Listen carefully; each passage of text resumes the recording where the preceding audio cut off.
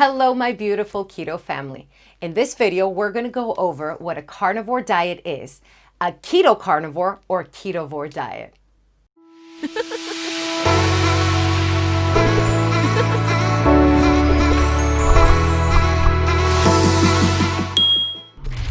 For those of you who don't know me, my name is Talita from Shrinking with Keto. And at the age of 32, I had a total hysterectomy performed, tossing me directly into the menopausal pool, adding an extra 40 pounds to my already morbidly obese existence. Now, throughout my ketogenic journey, I have lost over 190 pounds. I reversed my diabetes type 2 and claimed my life back naturally.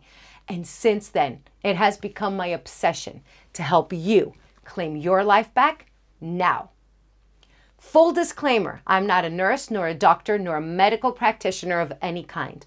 All and every single piece of information that I provide you with in my videos is based on my own very extensive research and my personal experience, alongside people that I have helped and coached.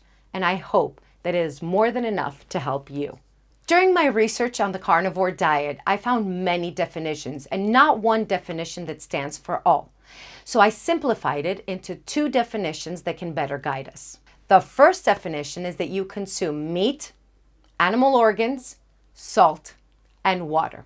What? No coffee? No, absolutely not. Coffee comes from coffee beans, and that's not an animal source. Neither is pepper or tea or anything that does not fall under that category. The second and less rigid definition lets you also have some eggs, some seafood, high-fat cheese, and even butter. Now, what in the world is a keto carnivore diet, or a ketovore diet as some call it? Again, no single definition exists. But looking at people that claim to follow a keto carnivore or a ketovore diet, I simplified it again into two main definitions. The first approach is that of cycling in between keto and carnivore. Basically doing carnivore diets some days of the week and then having your almond flour goodies and leafy vegetables the others.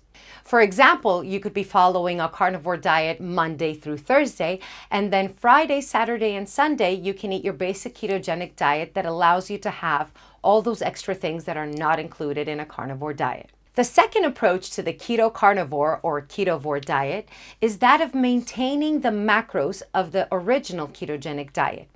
Now, when we follow a ketogenic diet, we try to have 70 to 75% fats, 20 to 25% protein, and no more than 5% in carbohydrates. Once we eliminate the carbohydrates from the equation, because usually when you eat only meat, there virtually are no carbs, we would then follow a model of 70% fat and 30% protein. During this second approach, we are following the keto macros because we do not want to consume more protein than the 30%, as it will turn into glucose in our body and could potentially kick us out of ketosis. Let's shift over as to why somebody should follow a carnivore or a ketovore diet in the first place. Well, from a weight loss perspective, when you eliminate carbs and sugars, as does the ketovore diet, you are basically on a path to losing weight rapidly. The biggest reason people follow the carnivore diet, though, is not so much in the weight loss perspective as it is in the health issue benefits. It regulates issues such as blood sugar, arthritis, and mood. Carnivore supporters go as far as to claim that the carnivore diet tackles chronic illness and autoimmune conditions. Now, in my personal opinion, there is a good reason as to why these claims are made. You see, the carnivore diet is the closest diet you can follow to a zero-carb diet, making the inflammation state of your body anti-inflammatory. And inflammation is the root cause of so many problems, including diabetes and heart disease. One of the most interesting things I found throughout my research is the majority of the medical community does not support the carnivore diet because it claims that it will lead to heart disease. Yet, inflammation is one of the root causes of heart disease. So, another major reason people choose the carnivore diet is that they claim that it increases athletic performance, testosterone, and even helps with muscle building. Let me interrupt you for a second. If this is the first time you're seeing this pretty face, let's make sure it's not the last. So go ahead and subscribe to my channel and ring that bell icon so that YouTube can let you know every time I release a new video. Feel free to comment below with any questions that you might have, and I will try my best to answer every single one of them. Let's say that you are sold on the carnivore, keto-carnivore, or ketovore diet and you want to begin. How are you going to start? Well, if you choose to follow the carnivore diet and you're going to choose the strict carnivore diet, it is very simple. All you're going to do is follow the rules of the definition and eat when you're hungry and stop eating when you're not. It's as simple as that. It's the simplest diet to follow. With only basically 4 ingredients, you can't go wrong. Let's assume you want to try the second type of carnivore diet. Then you could per se have eggs and bacon for breakfast, maybe a piece of salmon for lunch and a ribeye steak for dinner.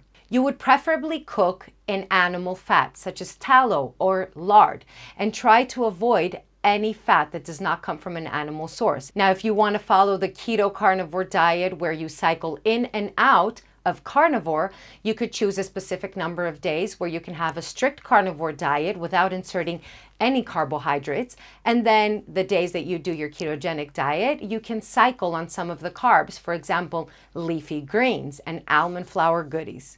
And finally, if you decide to do the ketovore diet where you count your macros, you would be eating not more than 30% in proteins and 70% in fat. And try to get in those fats from animal sources. Fat such as tallow or lard would be perfect for the ketovore diet. So there you have it, the what, why, and how of a carnivore diet, keto carnivore, or ketovore diet. Oh, and the most important thing of all, chin up, or the crown slips.